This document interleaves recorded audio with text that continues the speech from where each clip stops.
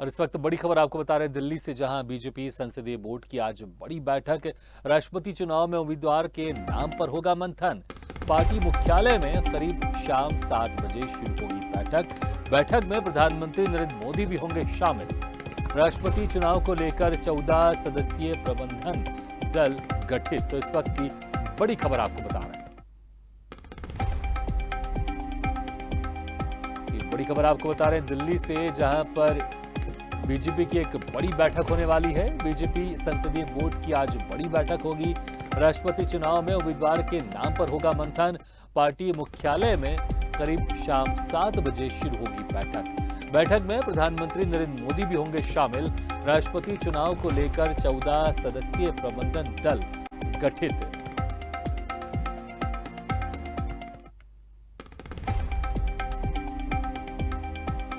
तो इस वक्त की आपको बड़ी खबर बता रहे हैं, जहां पर आज बीजेपी संसदीय दल की बड़ी बैठक होगी और इस बैठक में राष्ट्रपति के उम्मीदवार के नाम पर फैसला हो सकता है कि बीजेपी की तरफ से, एनडीए की तरफ से वो कौन सा उम्मीदवार होगा जो राष्ट्रपति के लिए खड़ा होगा। तो इस वक्त की बड़ी खबर आपको बता रहे हैं, पार्टी मुख्यालय में करीब शाम 7 बजे ये बैठक शुरू होगी। बैठक में प्रधानमंत्री नरेंद्र मोदी भी शामिल होंगे। राष्ट्रपति चुनाव को लेकर 14 सदस्यीय प्रबंधक दल गठित किया गया है।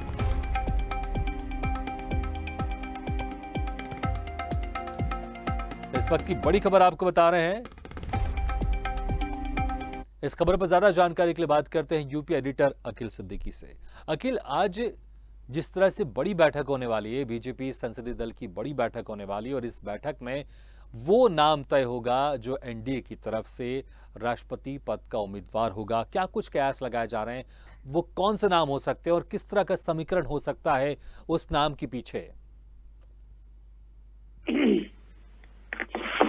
भागीरथ, देखिए, निश्चित तौर पे बीजेपी की संसदीय की आज बड़ी बैठक है और राष्ट्रपति उम्मीदवार को लेकर ये बैठक हो रही है। हालांकि राष्ट्रपति नाम की अगर बात करें तो कई नाम देखा जाए तो दौड़ में है, लेकिन बीजेपी उस नाम के और उस चेहरे पे मुहर लगाएगी जिससे कहीं ना कहीं 2024 की भी रणनीति आगे बढ़ सके। हालांकि देखिए, इसको लेकर कवायद तेज हो गई है और इसी कड़ी में आज बीजेपी की जो संसदीय बोर्ड की है वो बैठक होनी है और दौरान राष्ट्रपति चुनाव के उम्मीदवार पे मंथन होनी है। प्रधानमंत्री नरेंद्र मोदी इस बैठक में शामिल होंगे। इसके अलावा अगर बताएं कि तो 14 सदस्यीय जो प्रबल दल की जो गठित किया गया है टीम, वो इसमें रहेगी। तकरीबन 6:45 पर यह बैठक शुरू होगी। हालांकि बीजेपी संसदीय बोर्ड की बैठक में बीजेपी का जो मुख्यालय है उस पर हो सकती है और इसके साथ साथ राष्ट्रपति चुनाव को लेकर 14 सदस्यीय जो टीम है वो ये तय करेगी कि कौन से नाम पर मुहर लगाई जाए। हालांकि जेपी नड्डा, राजनाथ सिंह और विपक्षी नेताओं जो हैं उनसे भी बात करने की ये टीम की जिम्मेदारी दी गई है। हालांकि राष्ट्रपति उम्मीदवार को लेकर आम सहमति के लिए बात की जाएगी, जिसपे जिम्मेदारी, बड़ी जिम्मेदारी अगर देखी जाए। लेकिन तो जेपी अखिल, यहाँ पर एक जिक्र करना चाहूंगा कि विपक्ष की तरफ से जो राष्ट्रपति के लिए जो उनकी तरफ से उम्मीदवार खड़ा किया जाएगा वो अब फाइनल कर लिया गया है और यशवंत सिन्हा को खड़ा किया जाएगा विपक्ष के राष्ट्रपति उम्मीदवार की तरफ से।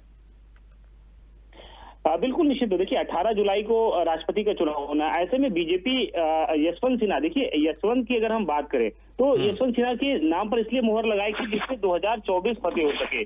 तो उन वोट बैंक को लेकर कि उससे किन राज्यों में भी फायदा होगा, किस वोट बैंक पे होगा, किस जाति के आधार पर होगा, किसको लेकर कहीं ना कहीं बड़ा vote bank Bharatiya Janata party के पास आएगा।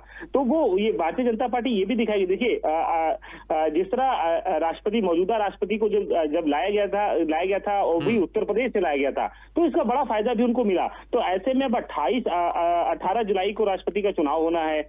वहीं अगर देखा जाए तो दूसरी तरफ आज दूसरी बार विपक्षी पार्टियों की बैठक होनी है जिसमें राष्ट्रपति चुनाव के उम्मीदवार को लेकर मंथन करेगी। तो अब आरएलडी की अगर हम बात करें तो प्रमुख जो जयंत चौधरी हैं वो भी इसमें शामिल होंगे, अखिलेश यादव भी होंगे, ममता बनर्जी भी शामिल होंगी।